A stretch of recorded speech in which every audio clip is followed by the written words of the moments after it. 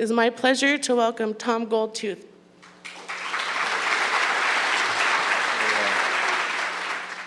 Sayat eh. Sayat eh. I can't hear you. Yat eh.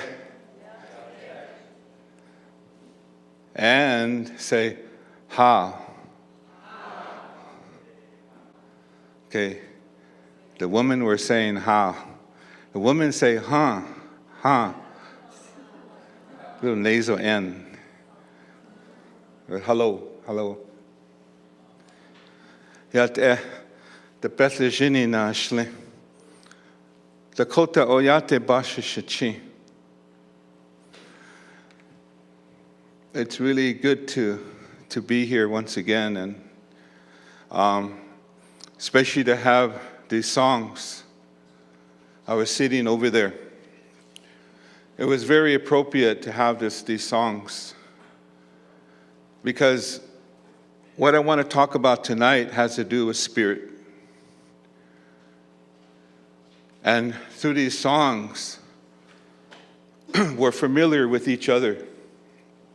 We're familiar as Native, as Indigenous peoples of these territories, of these lands.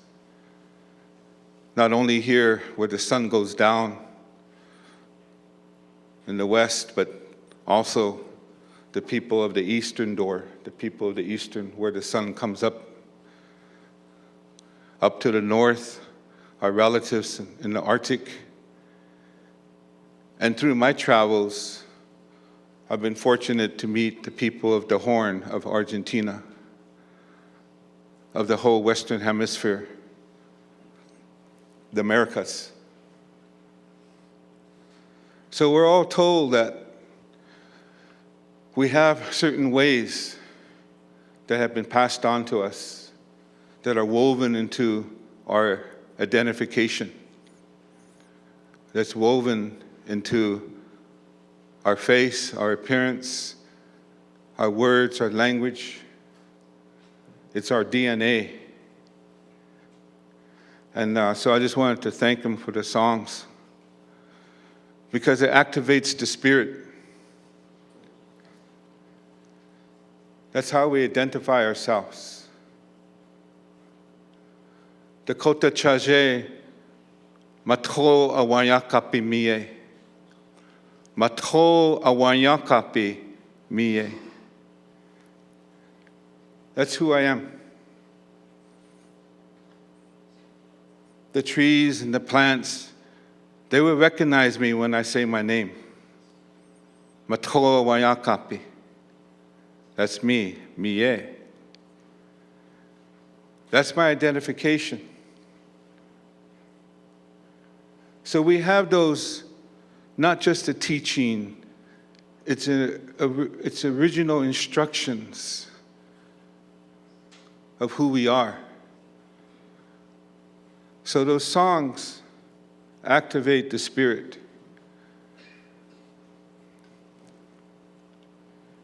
It's a protocol so that we're able to talk about those sacred ways of our people.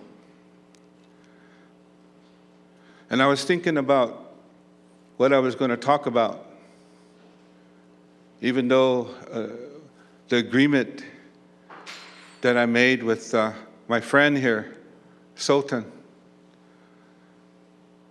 is crime against humanity and Mother Earth, in reference to the upcoming United Nations climate meeting in Paris, France. This is the 21st year that the world leaders are coming together in their long road of negotiation on how to mitigate a changing climate and global warming, and what are some of the tools and methodologies for adaptation, and all the other mechanisms that are involved in this terminology of mitigation and adaptation. This is the 21st year. For those of you that have kept track or studied the long history of these UN negotiations, and you look at the charts and the data, the concentration of greenhouse gases has not gone down on a global level.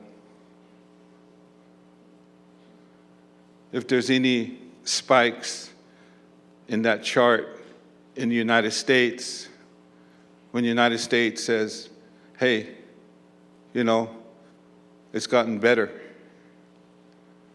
We have to really look into the data. And there's other reasons why greenhouse gases may have gone down in a certain area in the United States, maybe related to the economy, related to other factors. Some of you are acknowledging this because you've done your homework. So this topic of crime against humanity and Mother Earth, I wanted to take this opportunity to talk about the spirit. I wanted to flip the discussion. I want to come back to some of the reasons why I'm saying we want to flip the discussion. I want to come back to an expression in the language that we understand as Native, as Indigenous peoples of the land, in a way that the common people, the peasants and the small farmers of the world and of this country, and the people who have that relationship with nature, understand, hopefully, what I'm talking about. First of all, I want to thank the program here, the leadership here that made this possible. And thank you for inviting me. Yes, I did get this Gandhi Peace Award. I almost didn't go. And those of you that keep track of my Facebook page, okay? One of the reasons I have a Facebook is when we formed the Indigenous Environmental Network, it was formed really for spiritual reasons, elders and youth. And some of those youth now are going into their 40s, eh? They're already gone through 30s. And so is the concepts of accountability. We have to be accountable to community. There's enough lone rangers out there. They're not accountable. But one of the values that we have that's woven into who we are, we're accountable to our family. We're accountable to our clan systems, our Teyoshpais. We're accountable to our elders and our children. It's really easy to go out there if we want to do that and just speak our mind. But on the nature of these discussions that concern the future of not only our families and our clans and our nations, tribal nations, but the world, humanity. The question is, how are we accountable to ourselves? So the reason I put this Facebook together, it was another mechanism of being accountable to tell people what I'm doing. Those of you that are doing a lot of beautiful work, you want to share some of that knowledge and things that you're doing. Sometimes it's difficult in the work that we do. Someone says, he's not here. He missed the ceremony. Or he missed this meeting. Where is he? What is he doing? So I have a Facebook. I have a Facebook, yes. And you got to keep it under 5,000. So if you notice, it's 4,999, 4,994. Those that do Facebook, you know why. The other thing I want to also recognize with this songs, and it is the songs that bring in the Spirit, is accountability to the Spirit. I remember Don's dad, Don McLeod, and his companion, his wife, Janet McLeod. A lot of the work that Janet did formed a lot of the Indigenous women's expression, coalitions, and alliances. Coming out of that, the Indigenous Women's Network, for an example. I was just a young man at that time, 19 years old. When you're 19, sometimes you think you know it all. But it's these mothers and these aunties and these grannies that keep us in check. This young soldier boy. So we need people like that in our life to keep us accountable. And your mom was one of those. If she thinks I was out of line, she would say something. She would say something. And that's what we need. We need that. Otherwise, we have this situation in Paris, in this Paris Agreement that the world leaders are going to agree to. And what in our, not just my, but our, this collective of frontline communities of Indigenous peoples, Native people, not just here from Turtle Island, from North America, US and Canada and Alaska, but throughout the world. In our critical analysis, the agreement that's going to come out is not going to get us to where we need to go to prevent us from going over 2 degrees Celsius or even 1.5 degrees Celsius in consideration of our brothers and sisters of Africa. 2 degrees Celsius is going to be devastating to the people in Africa. The geography, the ecology is different.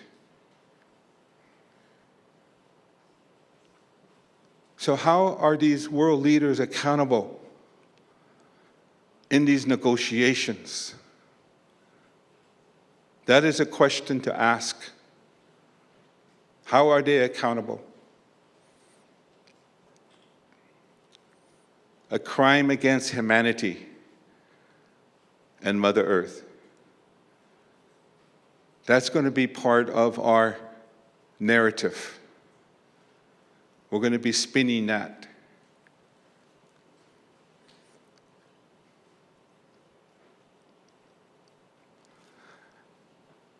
On accountability and song, it's recognition of those that have gone on.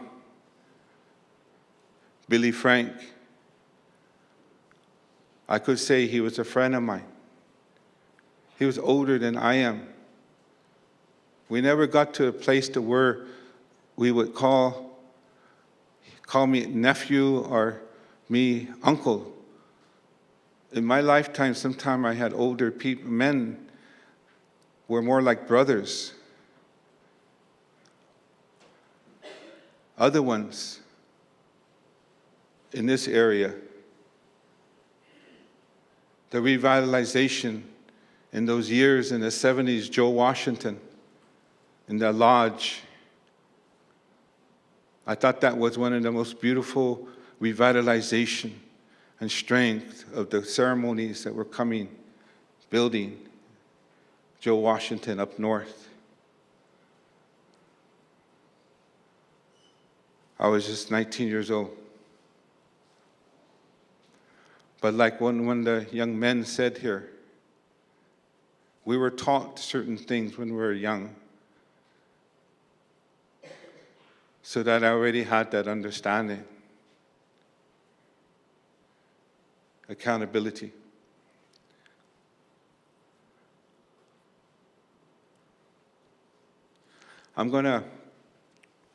We got that little, that video. It's the short one. Because this is the road to Paris. I'm going to talk about this. The red road to Paris and beyond. It's not going to stop. The movement of the indigenous resistance, it's alive and well. It's not idle anymore. It's good to see my other brother here, who used to be one of our board members of IEN, Jimbo Simmons, the American Indian Movement.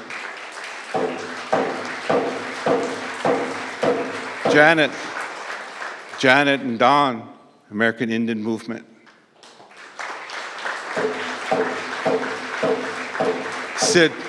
Sid Mills. A lot of these folks were at Wounded Knee.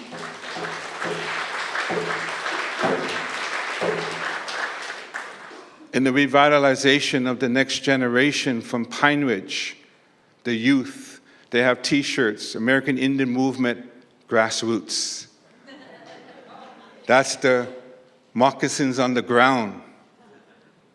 Debbie White Plume, as one of the elders, she was a youth back then, revitalizing that warrior's blood, that DNA of resistance to protect the sacred of Mother Earth and Father Sky. One of the messages on a poster from the American Indian Movement grassroots says, "Never been idle." Never been idle. When we were formed as indigenous people coming together around the environment and building a network, just not in any organization again, but somehow a voice of those traditional communities that started to see, literally, all this Western forms of development starting to percolate to the surface, toxic contamination. This whole NIMBY culture, not in my backyard, of the late 70s, the 80s, before we start having this whole rush of private waste companies coming into our territories, tempting our tribal governments with get-rich plans and saying you can make money off the toxic garbage of the people of the United States. But not just that, but radioactive waste as well. And when you get people into a situation of poverty, and you start seeing one of the symptoms of colonization, internalized oppression. Internalized oppression, that we internalize the way of the oppressor. So we have leadership that's starting to say, yes, let's do that. It's better than nothing. At least we get something from it.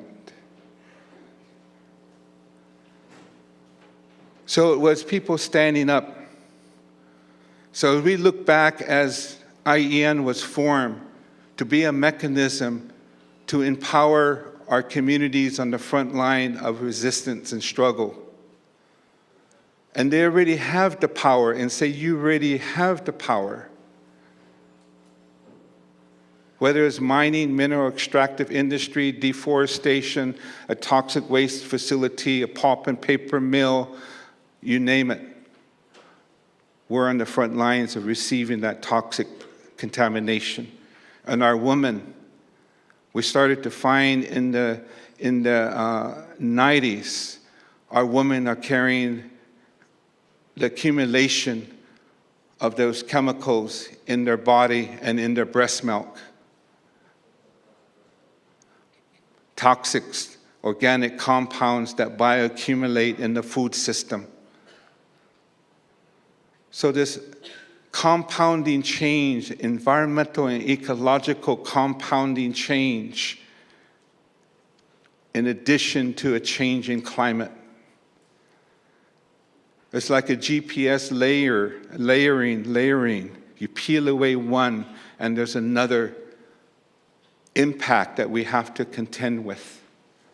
Our people are dying. So as we look back, and we're moving towards these United Nations climate negotiations, it was said by someone earlier, this has got to stop. We're not going to play your games anymore. We're not going to be idle no more. The indigenous resistance from the north to the south, we're going to be building the base of our grassroots, our people from the Amazon right into the jungle, because there's a bunch of false solutions that's coming, already ripping away the heart of the people in the Amazon. When they say, we're going to get money, what are you going to get money from? We're going to get money for just being who we are. How are you going to get money? Well, they want us to measure trees. They're going to give us a clipboard and pencils, and we're going to measure trees. Why are you going to measure trees? Oh, they say it has carbon in the trees. So as we look at this, we look at the NGOs, non-governmental organizations like Conservation International, the Nature Conservancy, WWF, Environmental Defense Fund. They're engaged in this mitigation of carbon markets, carbon offsets, telling the people in the Amazon, you're going to get money. We're going to pay you for being who you are, your traditional knowledge. Just live the way you live and protect the trees.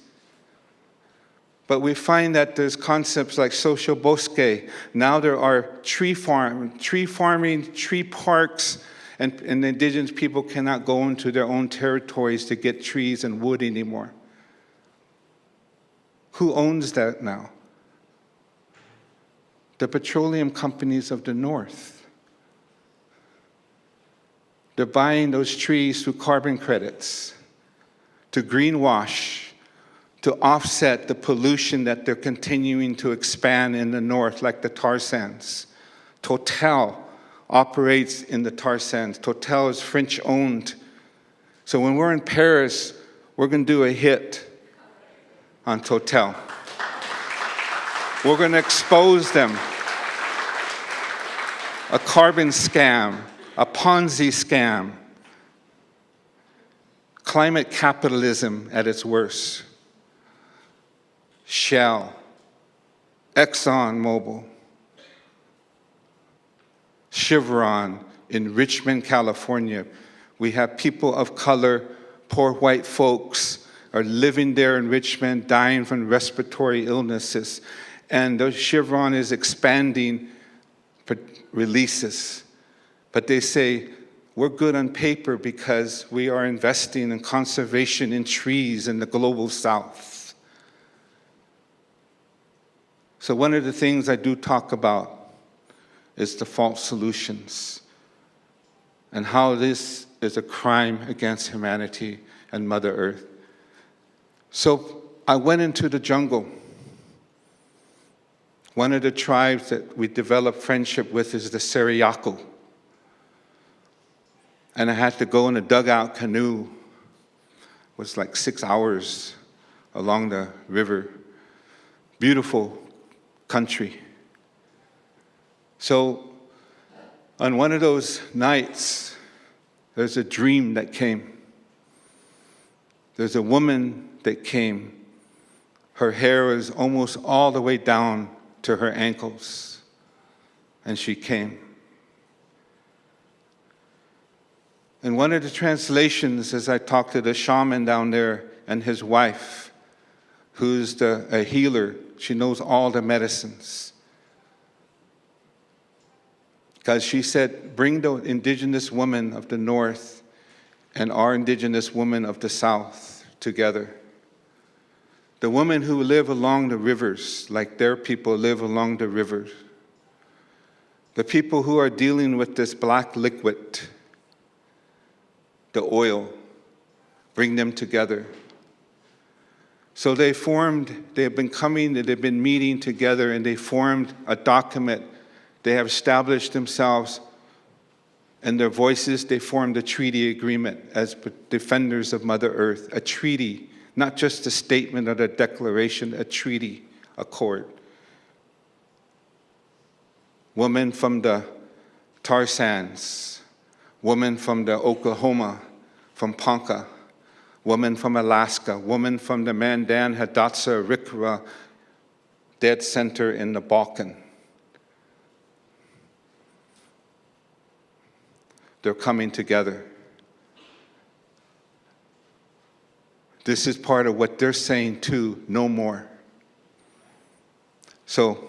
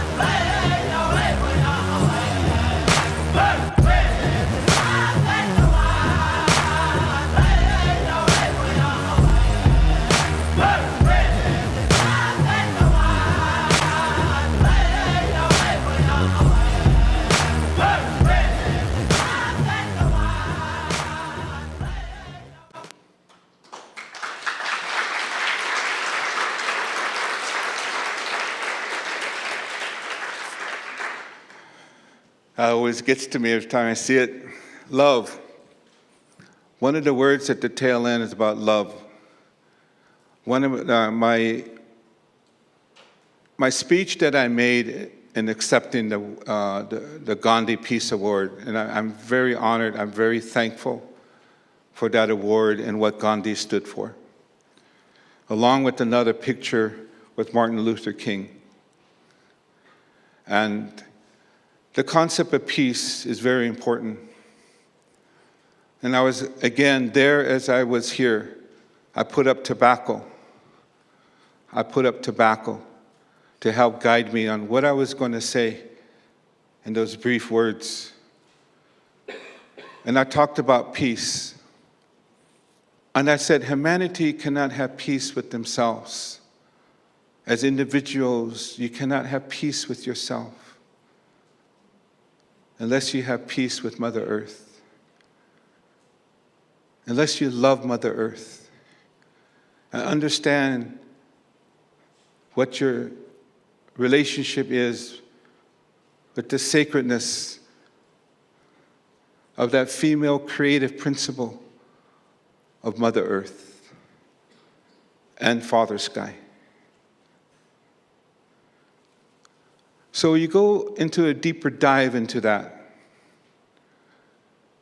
And that's why I talked about the concept of spirit. Because if humanity does not have that understanding, then whatever solutions are developed will revert back to being the problem. If humanity does not understand what that relationship they have with the sacredness of Mother Earth, with creation, with the natural laws.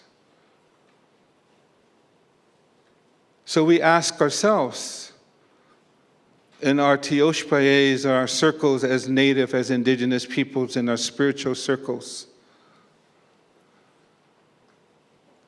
why is it that they don't know their creation stories? Why is it that they don't know the creation stories? When I was talking to Oren Lyons, when I was talking to Jake Swamp before he passed on, in our Diné Navajo, you talk to people about your relationship. And the word keh is that word that is a relationship. It identifies who you are and how you relate, not only within clan systems, but relation to the life itself. Or you heard the word madakie owasi, all my relations. Very spiritual word. We are related, but it goes deeper than that. And it's tied to understanding what our creation story is and our genesis. When the settlers came to our territories, they didn't ask us what we believed in. They didn't ask us if we had a concept of Genesis, of the beginning of time. They didn't ask us if we had song and ceremony, because somewheres in that maze, we were already identified as pagans. We were already identified as people without a soul. Without a soul. Because under the international laws of that time, there were international laws. How does a whole world come and occupy territories that are already inhabited?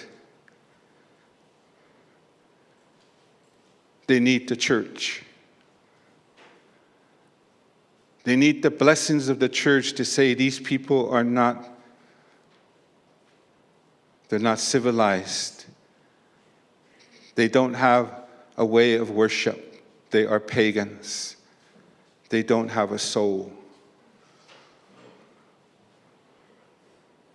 That was the formation of the doctrines of discovery, already being implemented in other parts of the world.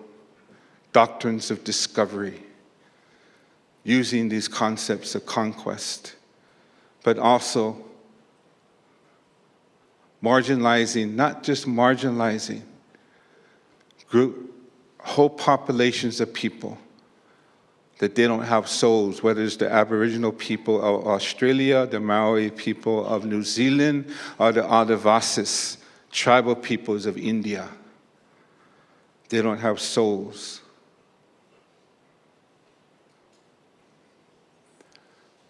So in that same concept, they've taken a word, dominion, that man has dominion over Mother Earth. It even has been utilized as man has dominion over the woman. over their wife, dominion. Man has dominion over Mother Earth. What does that mean? I have been in some faith and some church groups, and there's still debates to this day of maybe that was a misinterpretation. Others believe over here that's how it is. It was said by the man upstairs. They have their own debates. So love was mentioned there. And also in some of the language in this trailer, we talked about the concept of the rights of Mother Earth. The rights of Mother Earth. It raises the question for those lawyers. Rights of Mother Earth. It even raises some questions within our Native community. We had to, in the long road of the formation and writing of the United Nations Declaration on the Rights of Indigenous Peoples, there was a lot of debate on the word rights. Trying to understand that from an indigenous language perspective. So in some of the circles that we have created to have this debate and dialogue as Indigenous peoples around the concept of the rights of Mother Earth, we all come into consensus that we were born with this teaching of original instructions of how we relate and our responsibilities to the natural laws, the creative principles of living plants, the animals, the fish, the birds, life itself, even the smallest, unseen. And that goes into the realm of sacred language. The medicine people have that sacred language. And song. And song. So it's not a foreign concept to us. When I was in the territories of the Sarayaku and the Sapara people in Ecuador, those elders were saying, we have given a mandate to send people out there to speak and to defend our rights of Indigenous people, our rights here in the jungle. But they say there's no difference between the rights of the woman of the forest, the Mother Earth, and the rights of the trees and the rights of Indigenous peoples. It's all one and the same. And that's what said earlier.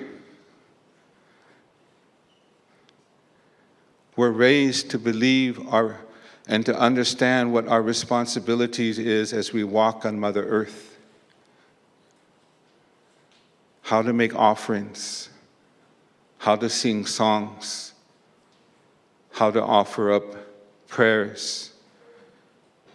And another word and a concept that my older sister, Josephine Madaman, the corn woman, the Anishinaabe, she'd walked around every one of the Great Lakes carrying water in a little copper pail.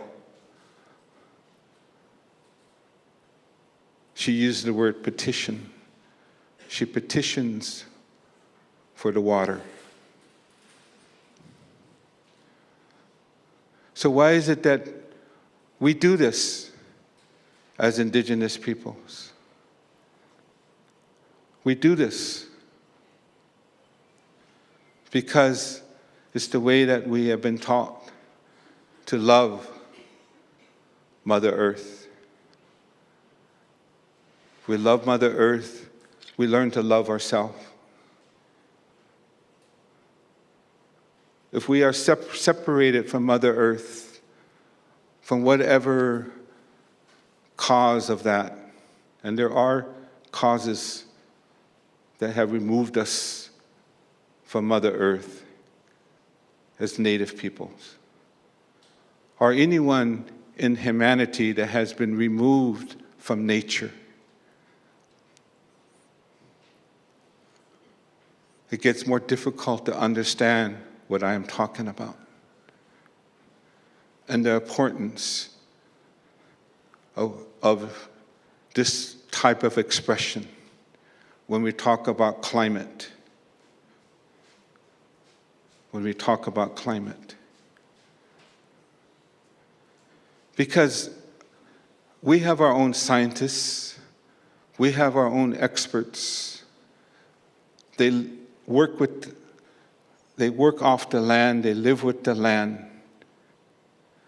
That place-based knowledge, localized knowledge, not only the whaling captain of the Inupiat people, accumulated knowledge of a whaling captain that doesn't understand why the ice now in certain areas is thinner, it's unpredictable, and the whaling captain losing some whalers because the ice is unpredictable.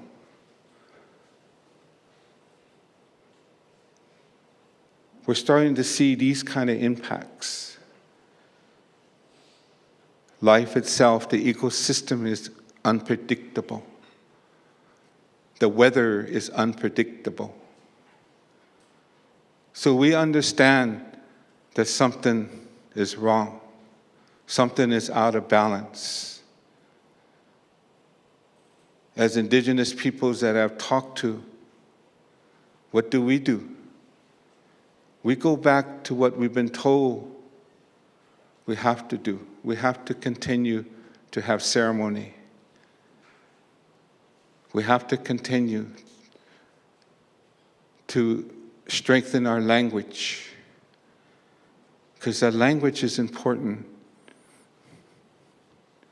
That allows us to understand on a reciprocal level, to talk to the plants, to talk to nature, but also that nature can understand us.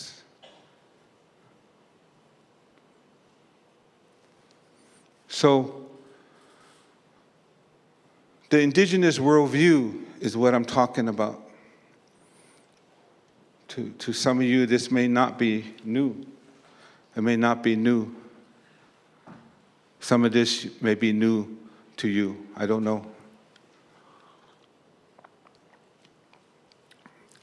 Water takes me back when I was receiving that the Gandhi Peace Award. And there was bottled water right over here on my side on the table.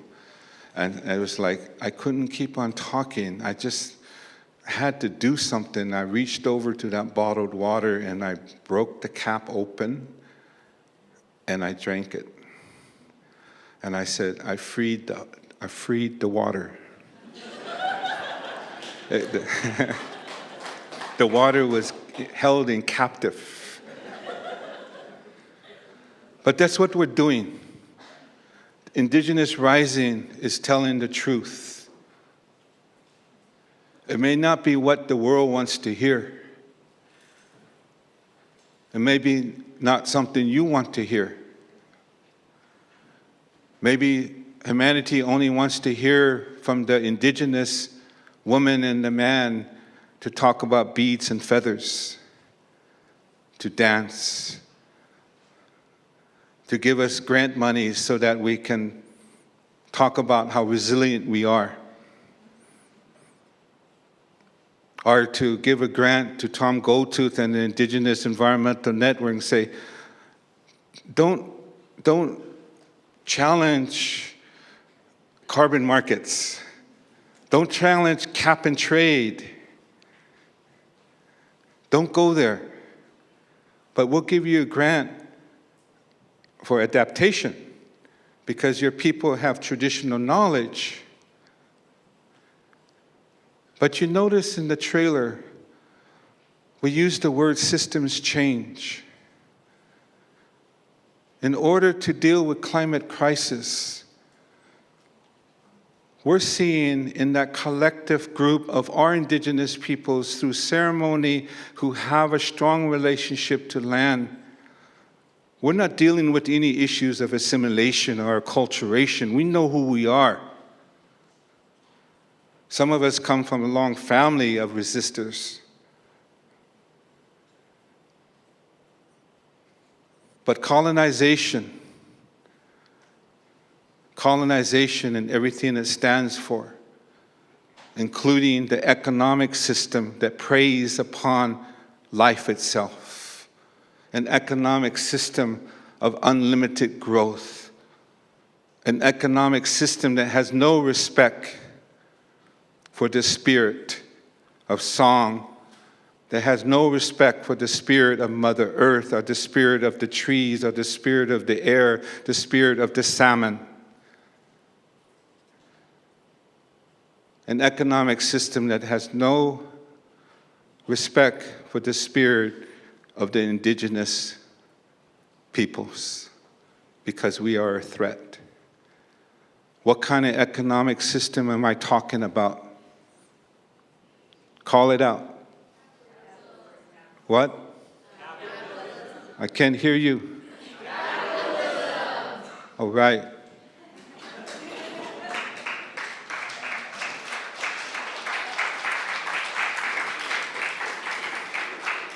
So our Indigenous Environmental Network, we've been in the trenches with our communities, the front line, lifting up their voices. The Black Mesa Water Coalition, or the younger generation at Big Mountain with Peabody Coal. Already my generation, and we were the younger ones. And the older generation, we're already being entrenched, being pulled and yanked. We had all these people coming from all over the world, New York City, France, everywhere.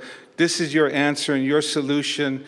You come with me. Someone else says, no, you come with me. This is the answer and this is the solution. Before you know it, families are being pulled apart, trying to stop Peabody Coal Mining Company. Big money was coming in order to organize.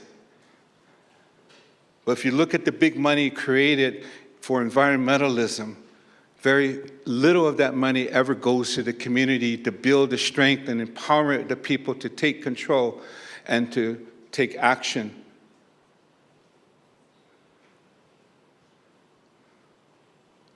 But it was a younger generation that stepped in. Hopi, Dene, Navajo, along with brothers and sisters, Chicana, Chicano, white folks, youth, the Black Mesa Water Coalition, and they focused on water. The aquifer was drying up. And they flipped the script. So part of maturity of the environmental justice movement within Indian country, within indigenous, is that we're starting to go deep in our critical analysis on how we do things, on building the strength of our communities in resistance that has a foundation with our spiritual values and our spiritual beliefs, and to confront the symptoms of colonization, and one of those I talked about earlier, internalized oppression. Internalized oppression so that we become our worst enemy. The man doesn't have to do anything, he can just step back and we'll tear apart our own. So as we're starting to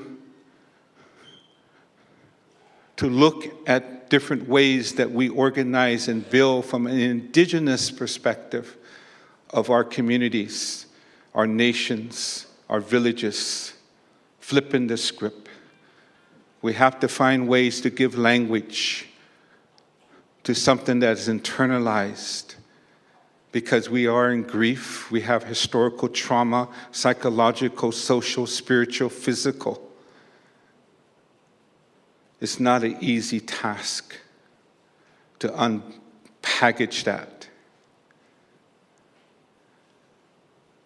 but it's part of the gift that our younger generation have, and it's part of the prophecies of the seventh generation, are with our Anishinaabe, Ojibwe people, the Algonquin people.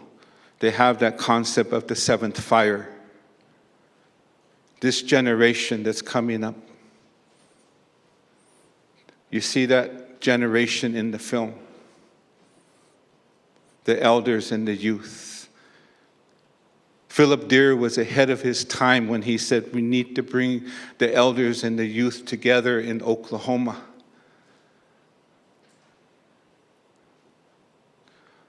But that did help and take root to many of us of my generation. I was 19 once when I was here in this area. Uncle Sam got a hold of me. I didn't think Uncle Sam was going to get a hold of me. I was a free spirit. But Uncle Sam has his threatening ways, and where was I going to go? So I did time. I did time at Fort Lewis. But we organized at Fort Lewis as the Indian Soldier Boys. And there were women also in the military. But a lot of these soldier boys helped out his mom, his dad, Nisqually people, because that was the training ground. Tanks, missiles going over their territories. Militarization and everything it stands for. Threatening our own relatives here. And the Indian soldier boys standing up.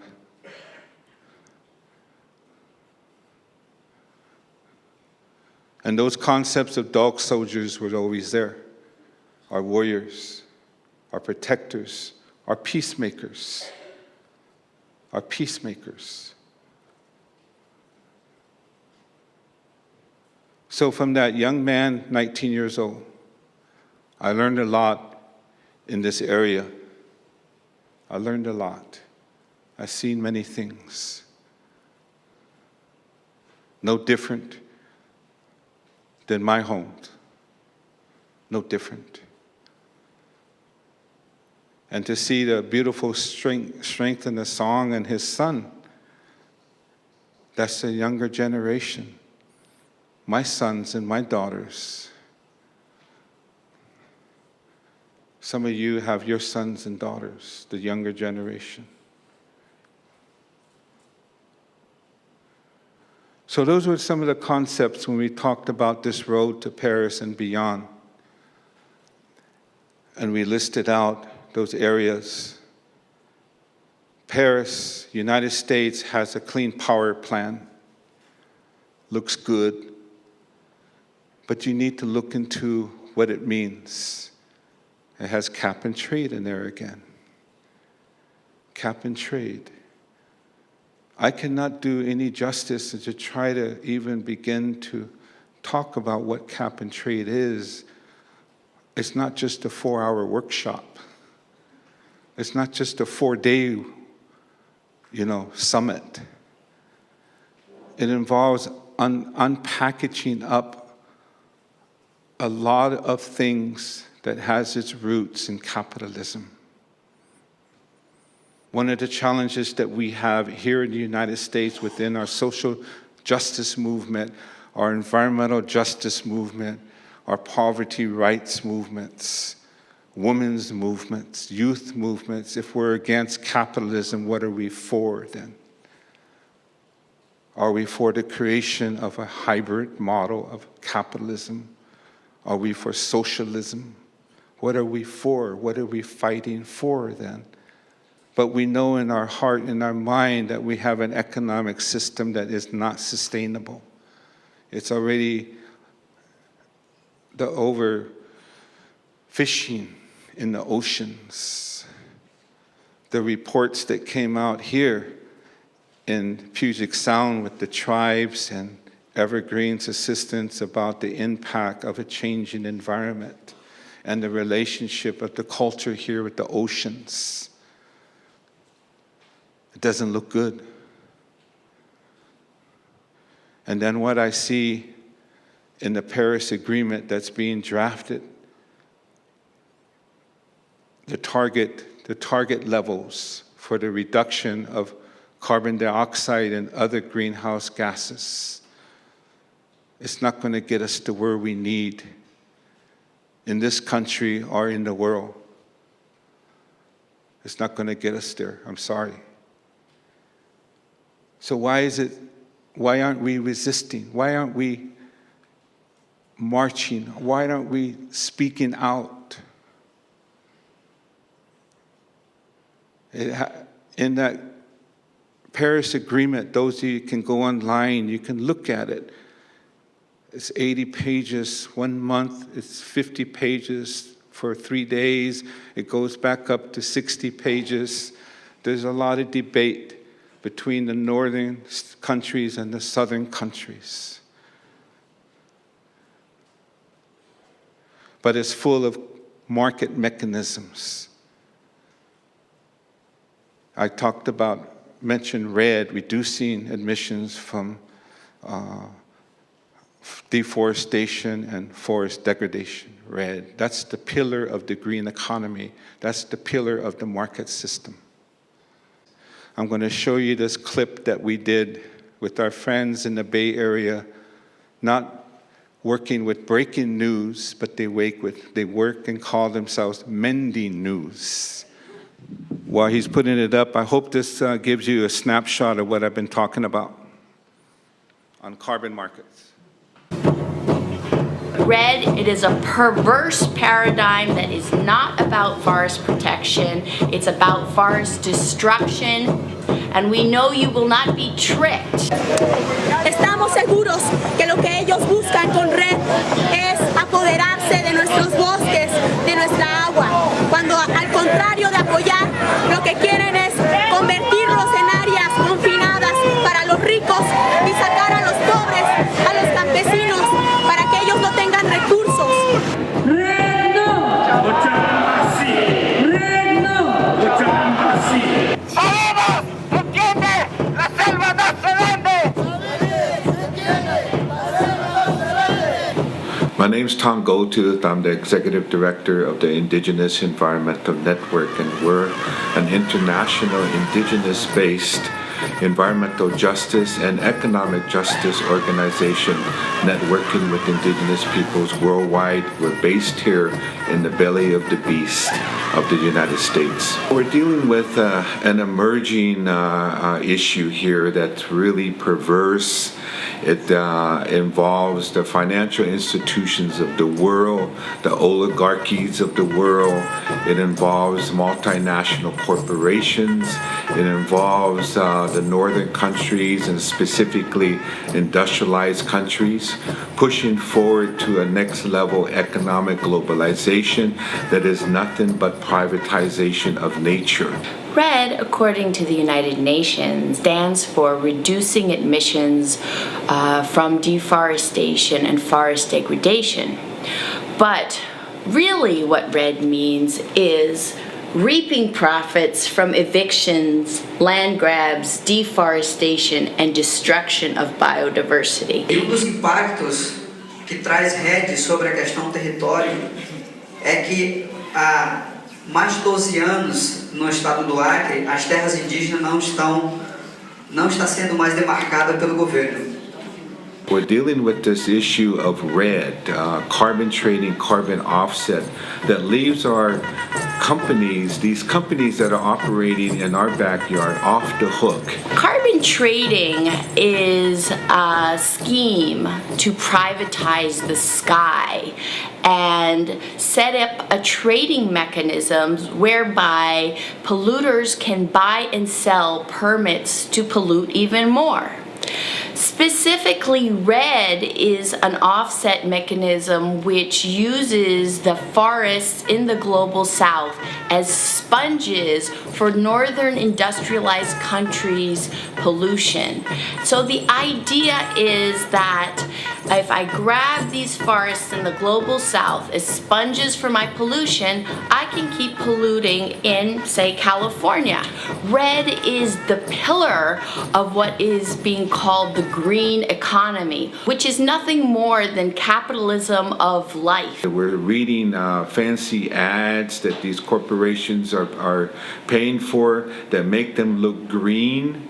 Greenwashing the pollution around local toxic hotspots such as the tar sands in northern Alberta, where the Cree, the Dene, and the Métis people are being killed.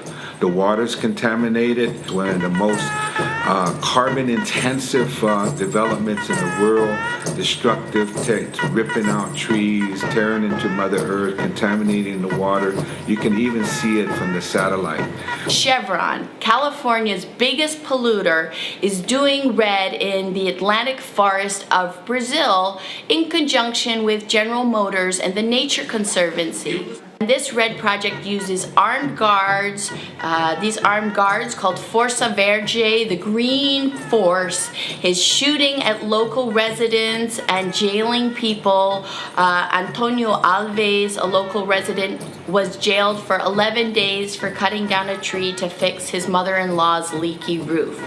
So this is indicative of what RED in AB 32, California's climate law, could be. And obviously it is just a scam for the biggest polluters of California to get out of reducing their emissions at source. Before you can trade anything and treat anything as a commodity, you have to determine who owns that. So who owns the carbon, the air, whether it's in the trees, in the soil, in the plants, in the air? Whose property right is that? As Indigenous peoples, many of us embrace the cosmovision, the spirituality, the sacred relationship that we hold dear to who we are, especially our relationship to the sacredness of Mother Earth. These are values and ethics that guide us, but unfortunately, humanity doesn't quite recognize those values, so that's why part of our campaign is also to wake up the world about who you are and your relationship with Mother Earth, because what's happening here is that the air is being traded off. It's becoming a private property of the industry. RED is a plan to steal your future. It increases climate change. It makes global warming worse. It sends us over the cliff. And in consultation with our medicine people, there was a consistency in their response that RED is a manipulation of the sacred, that is evil. It'll be absolutely fundamental that youth educate themselves about the RED menace and stand up and fight back in alliance with Indigenous peoples and local communities and Californian voters and civil societies to stop RED and protect Mother Earth.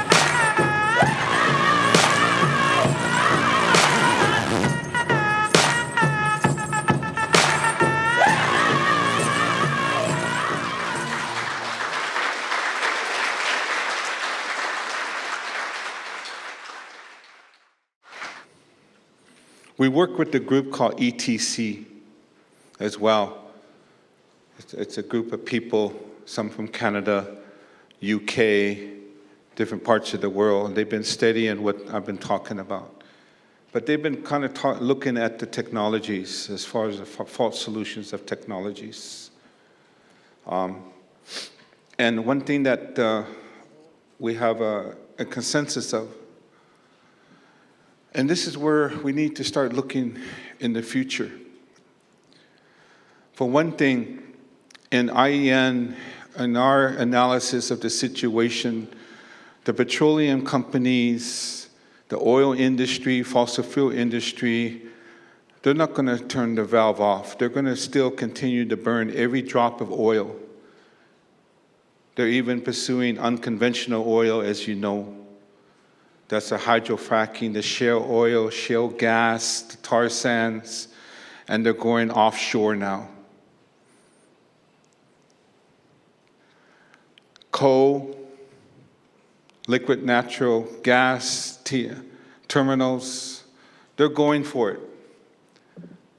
These other mitigation solutions and mechanisms like carbon markets, yes, they are a scam, but it allows them to continue to do what they're doing. It allows business as usual. So, but one of these days in the future, as they burn up every last drop of fossil fuels, then what is the next source of energy? What's the next source? We have to look at that, and there is a reality to it.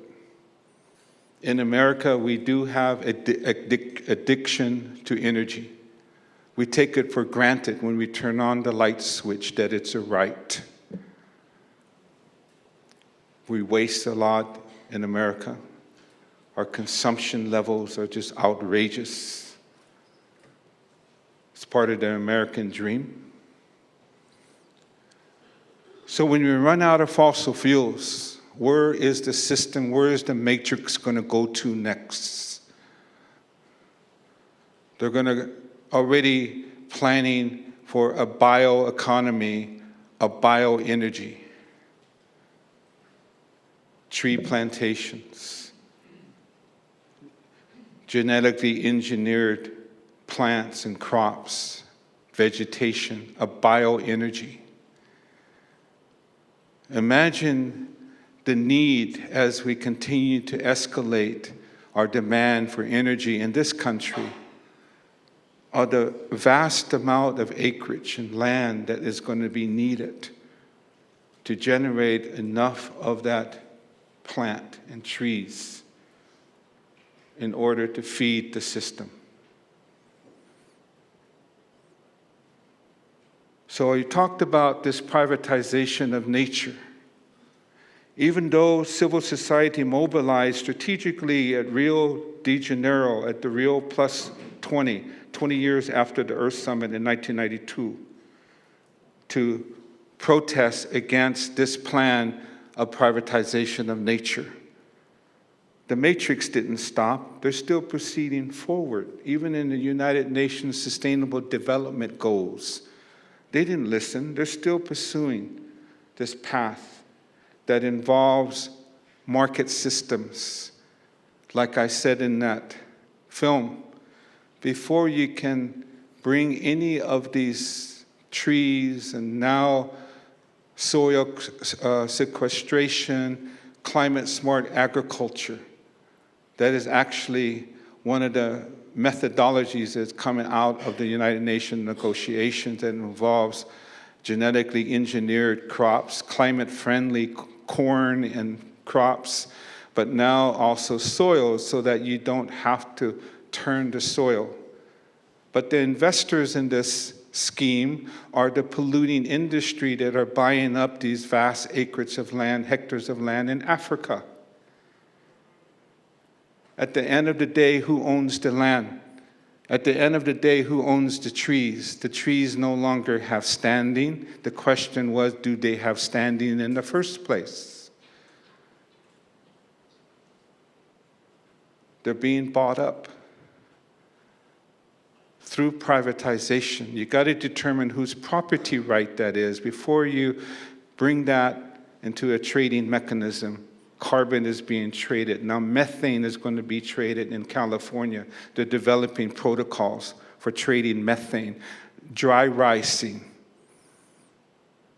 California and the United States worked out a deal with China on cap and trade. They're going to Paris on this friendship deal. They're going to look good on paper saying, We're cutting back our emissions. Cap and trade is part of that mechanism. It involves carbon capitalism, privatization. There's no way around that. In preparation that I feel 50 years, 100 years is this vast ownership and privatization of land. In Manitoba and Saskatchewan, the government has already inventoried conservation offsets and biodiversity offsets. In Europe, they're pursuing biodiversity offsets.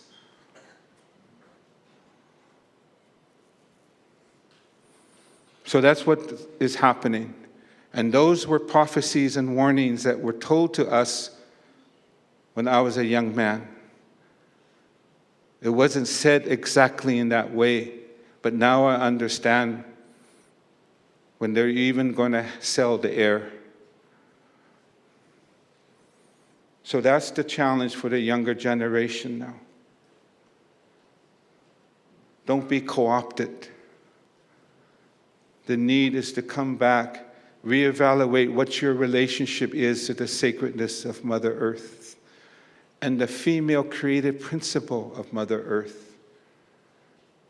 In accepting the Gandhi Award, I said the world is at war with Mother Earth.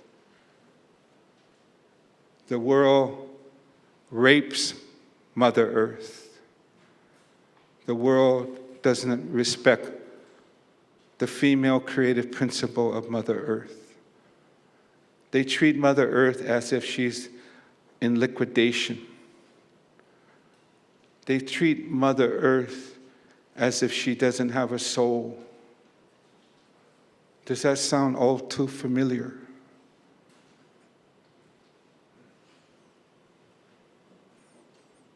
So it's deep and it's heavy, and that's what's happening. It's not too much different than the movie Matrix. It isn't. At least we have something that we can do with computers. We can shut them off.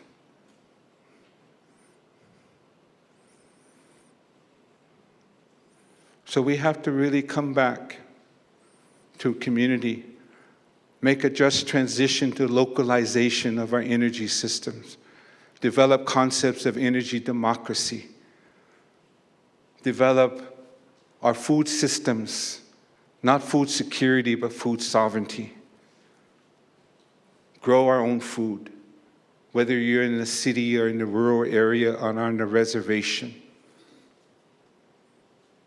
Our health system is all linked. The happiness index. We even pulled that out from one of our brothers from Bangladesh or somewhere over there, developed the concept of a happiness index. Things like that. We have the tools that will develop principles of perpetual care for Mother Earth and all life and for future generations and for humanity. And to start implementing policies that respect the rights of future generations. These are all articulated into a lot of our indigenous instructions. When Roberta Blackgoat from our Dene people went to Geneva, she said in her intervention on Big Mountain issues, she's here to speak for those that cannot speak for themselves. She's talking about the earth bundle, the soil in the earth bundle. It's talking about the lungs of Mother Earth, talking about the life of the plants. She recognized that earth has rights.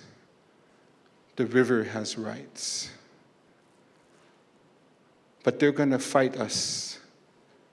Evo Morales presented the rights of nature in Geneva.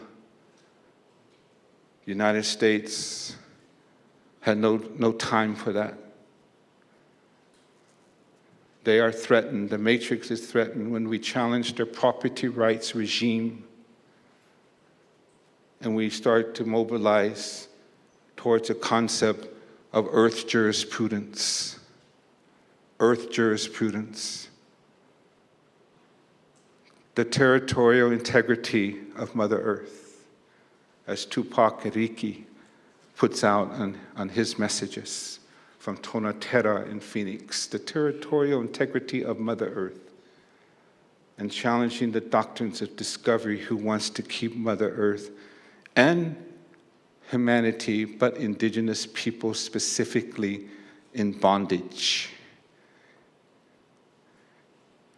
Because they took that away from the people in Europe. They erased their identity. They destroyed that umbilical cord that tied the people to the land, the woman of the lake. They erased it. If you rebel, off with your head. Industrialization, mercantilism, commodification, privatization, capitalism, militarization, they're all colonization, they're all these concepts. So you're on the right track. So my relatives, thank you very much. Thank you very much.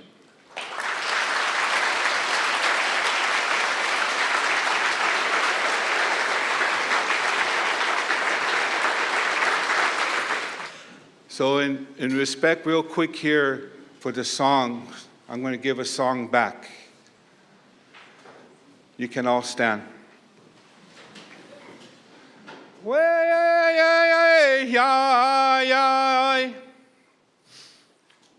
ya way yo ho ho yo yo way yo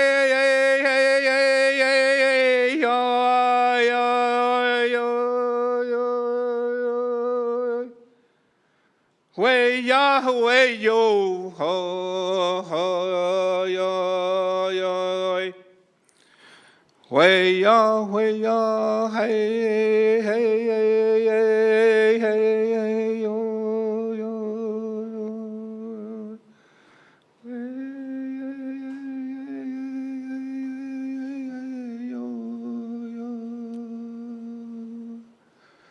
way yo ho ho yo.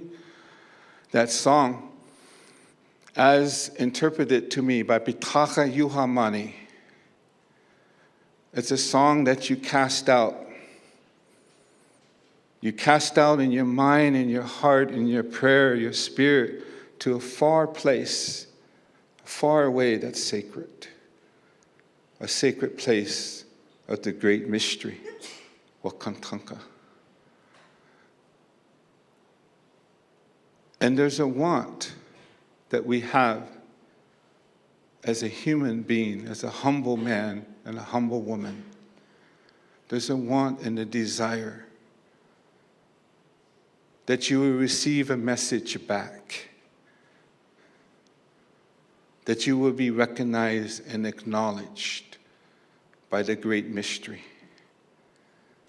A great mystery that created Unchimaka, Grandmother Earth, Father Sky. That is the essence as you look into the star nations.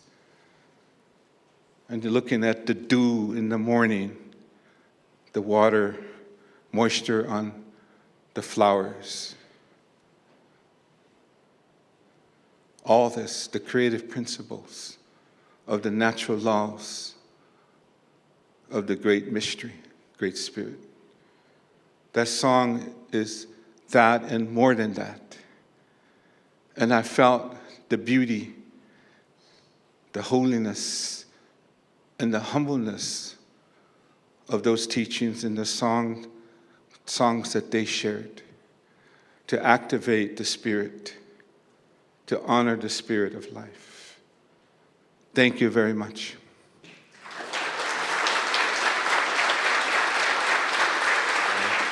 And my question is, of all your travels and of all the teachings that you've heard from many of our elders on the great purification and how that that concept of how the earth, if we don't take care of the earth is going to take care of itself. I just wanted to.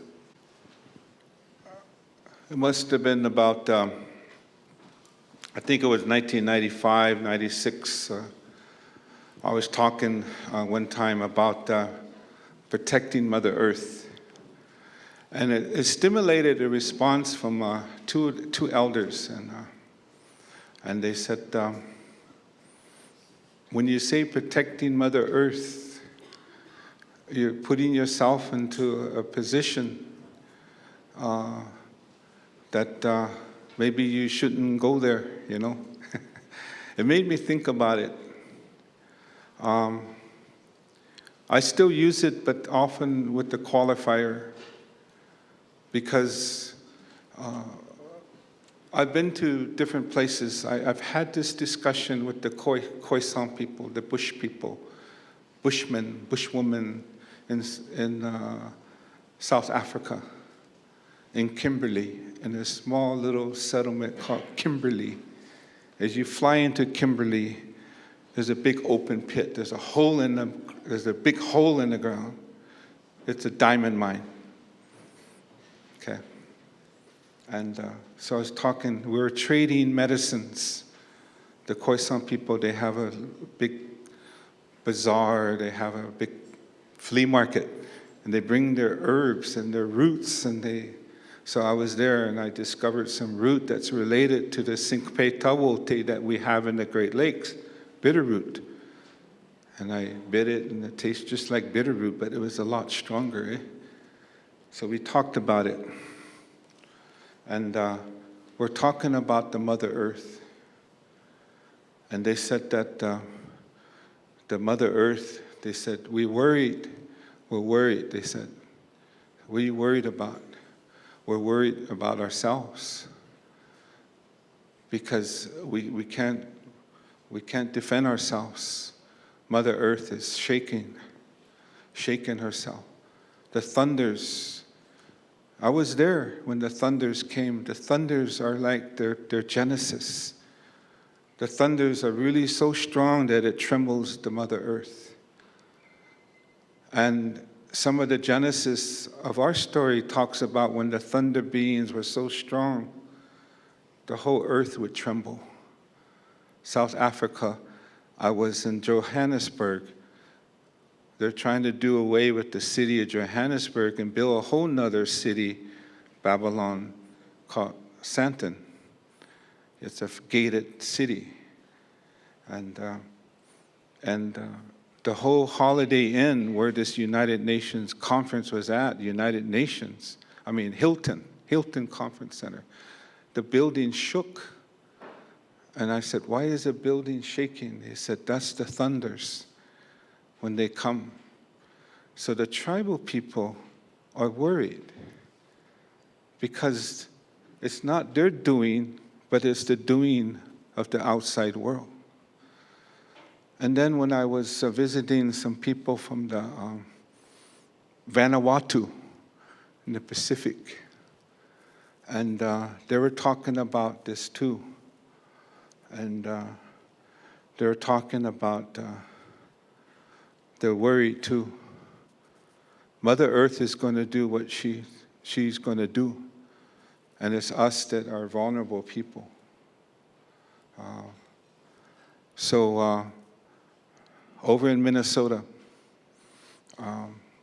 one of the tribes depleted their fish because it's that capitalism, They overfished. They had 10, 20-mile nets. 10-mile nets. You can make more money, you can drive fancy cars. But the one of the spiritual leaders said, the people are forgetting to put prayers up.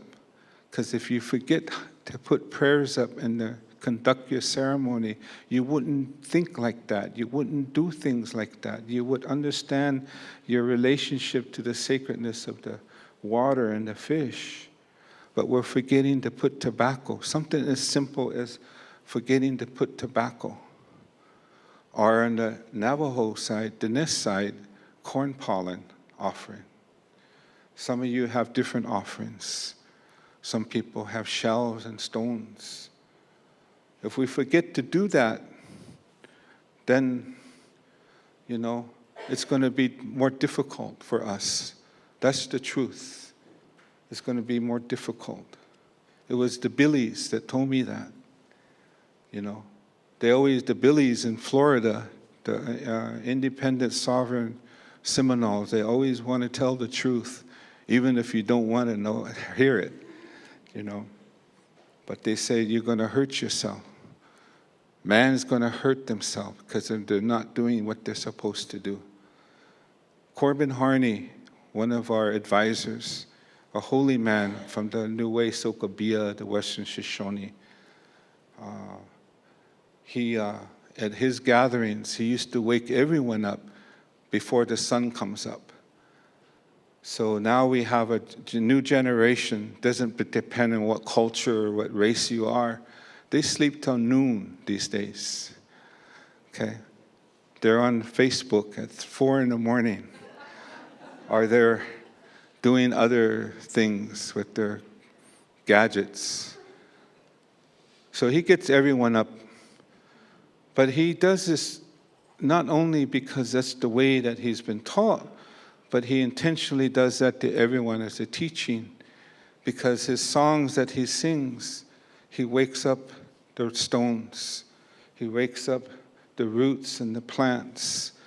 Out there, and some people think it's a desert that it has no life. It's very lively, you know. So he does that. That's why to us, ceremony is very important. Continuing to conduct our ceremonies. This matrix that I talked about that's out there, I wish I knew who they were. I wish I knew who these entities are, these people. But they don't want us to live. We are the truth as indigenous peoples of the land. They have that world globe, that map. They know where these fires are burning, whether it's in Southeast Asia, in the mountains of Tibet, the Khoisan people, some of the Kogi in the mountains of Colombia. They know where these strong fires are at, and they want those fires to be put out.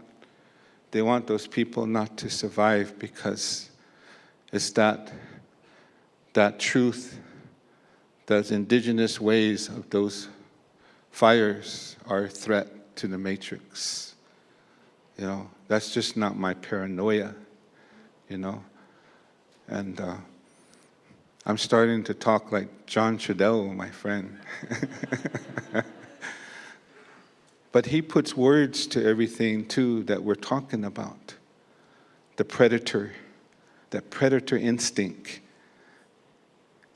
That gave us ammunition when we say, yeah, I never had language for that. Now I understand. So we have these poets out there, and now we have a younger generation that are rapping. Natani Nez Means, Russell's one of his younger. I heard him rap in Paris at one of the meetings we had as a preparatory for Paris. He's got it. His political orientation and the way he expresses. And I gave him our materials about false solutions and this privatization. He gets it. Hopefully in the future, he's going to be rapping about that. Yeah. Another question, please. Someone, I don't know who. I have a question. I wanted to know what type of barriers are in place, you know, fees or fines, to slow down this signing of these contracts with Indigenous peoples, Aboriginal peoples. Because as a tribal member here in Washington, our council signed, and they're saying they have this power to do these large negotiations without consulting the people. Yes. We came together in 1990 in response to what I talked about earlier. And the foundation of our Indigenous Environmental Network are grassroots people. And we've had elected tribal governments taken part at our gatherings, like Protecting Mother Earth gatherings. But our foundation are our traditional societies. One of the founders of IEN is Jim Maine Sr. from the Grovon Nation in Montana, dealing with gold mining issues. And Jim Maine Sr. and his foundation and his accountability is through their society, White Clay Society. White clay goes back before colonization. So that's their structure of decision-making and governance, is their societies. And it's not an easy response because of that internalized oppression that we have. We want to also recognize our sovereignty, this modern-day sovereignty, jurisdictional issues, jurisdictional platforms that we talk about, our government-to-government relationship, policies that we continue to advocate and fight for with the United States when they deny even consultation with our elected government. But a lot of people don't know that we had our traditional forms of governance that was completely erased and not recognized. And in what was it, 1936, 35, the Indian Reorganization Act was a new form of governance called electoral governments, electoral politics. And all of you are familiar with electoral. That was totally foreign for us and replaced our traditional form of governance. As IEN, we embrace as a just transition to be able to have an island of freedom so that we can have our own respectful debates and critical analysis about where are we going as Indigenous people, as tribes, as nations, as community for the next 100 years, the next 7 generations. That means that we have to examine these instruments that have been imposed on us, our modern governance structures. And it is a struggle. Guy White Thunder, again, one of our founders is a Lakota elder, and he's one of the most sharp intellectuals of the treaty rights of the Lakota people. But he speaks about that in Lakota, intellectual in Lakota. And so it loses a lot of its meaning when he speaks it in English. But they took over their tribal government a couple years back and trying to instill their traditional governments. So there's some movements like that to re-examine where we're at. Consultation internally, we've had systems, again, where we had ways that we communicate to each other and we make decisions as families. But those were a long time ago, and what happened to those systems and how do we bring them back? That's some really important questions. And I think there's some people here that talk about this too. And on one hand, our network is very supportive, and we defend the sovereignty of our people. But it's something that we want to have more discussion on that issue. It's not an easy answer to it because it really cuts into the heart when we have leadership that doesn't consult our own people. But we need to continue to have compassion and also those principles of how we work within our families and to love each other, because that matrix really just wants us to tear apart each other. It hurts me in California with the casino sometimes. Whole families are disenrolled, They no longer have recognition, but they're native because of politics. So, yes. But I think ceremony has a lot to do with it too. is the revitalization of our language and ceremonies and bringing back those teachings, and very important. Any other questions? It's a blessing to be. Hello? Yes, it's a blessing to be in your presence and all. And my name is Ibrahim, and I'm trying to indigenize my eyes, these concepts of indigeneity and place and time. And I'm trying to challenge the status quo by bringing up front indigenous pathways to empowerment. So I consider my perception as a permaculture engineer is that humanity needs a new path to new lifeways, and indigenous infrastructure like the Chinampa system, traditional ecological knowledge, can more possibly provide those pathways for people to find themselves their time to be human. So the question is, from your travels, have you come across a community that demonstrates a sustainable ecological lifeway for the urban, rural lifestyle to adopt, so we can maybe meet or exceed the UN challenge and promote this indigenous lifestyle, because it is about influence for the younger generation? I'll take my question off. What I'm seeing is that there are families are doing these things. And we support that, families who are doing these things. And something I mentioned earlier is, how do we do that and expand that as a tribe, as a government, as a,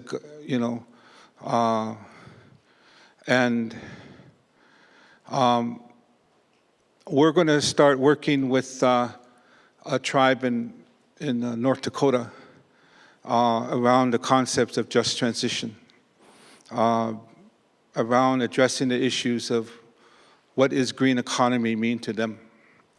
But also take responsibility, because, like you say, I've been traveling throughout the world, and we have other people that we have bumped into who are native and some that are not native, that are doing very, very innovative things.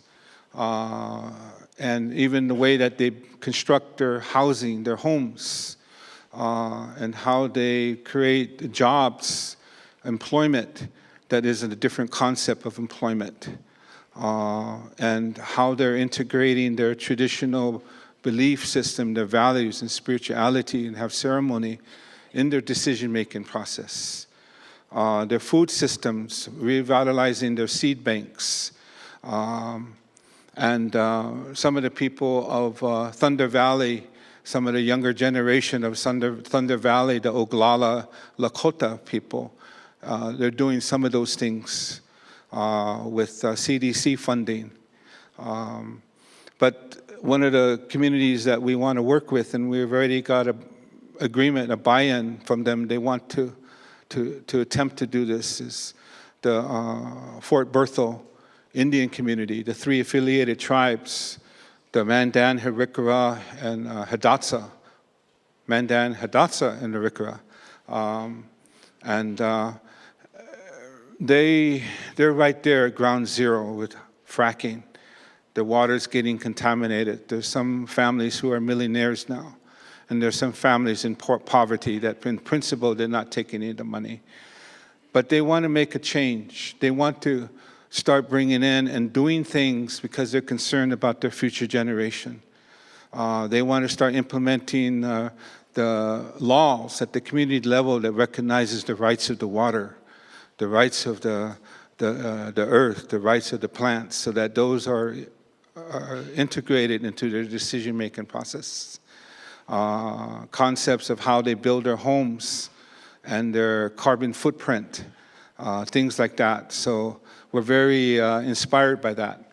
Again, there's families that I have run into who are doing things on a family, as an individual family level, but how do we incorporate that on a community level, a community scale?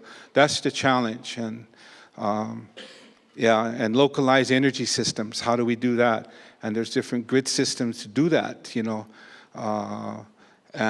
so it's going to take a lot of people, a lot of challenges to do that, and to break that mindset that has been created, not just within us, but all America, is how do we decolonize ourselves, that this is possible. One of the alliances we're part of is the Climate Justice Alliance that also includes the Grassroots for Global Justice. We have our Power campaign where we're working with communities, and Black Mesa Water Coalition was one of those communities where we're starting to do things like that. When they're within their organization, we're working with communities like that and localized energy systems, solar and small-scale wind, not utility scale energy. So it's a good question, and there still needs to be some sort of a sounding board and a place where people can go to look at these different things that are very innovative to do. Yeah. I think, is that maybe one more question? One more. Yeah, the light just went out and on. That's. I remember that. I remember that when the lights go in, off and on. Yeah, you got to get your package to go. Okay, one more question. Yes.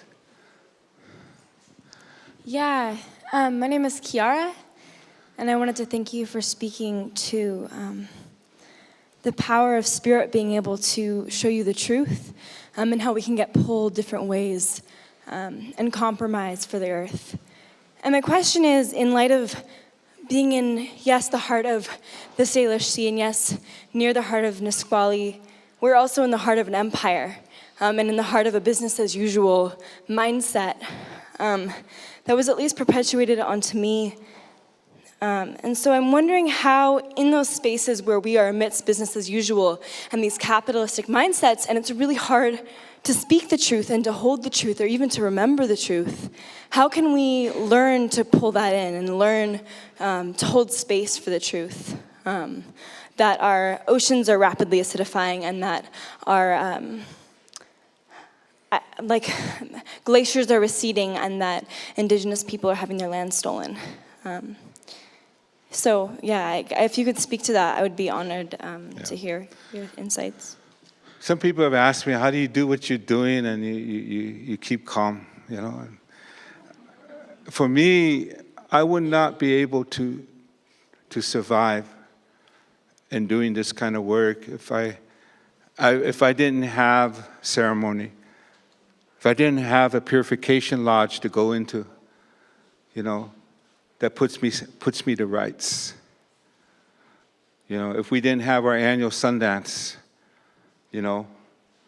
that's our new year, that's my new year. And so for me, ceremony is very important for that, so that I'm not overwhelmed, because we're taking on something that has power. It has power. It has spirit. And in some of our areas, that spirit is very powerful. It takes our children. Suicide. They're even hearing that voice. You're not nothing. You're nobody. No one loves you. Now that entity we're fighting has spirit to it. So that's why for us, ceremony is very important. Yeah. Hope that's helpful. Yeah, thank you very much.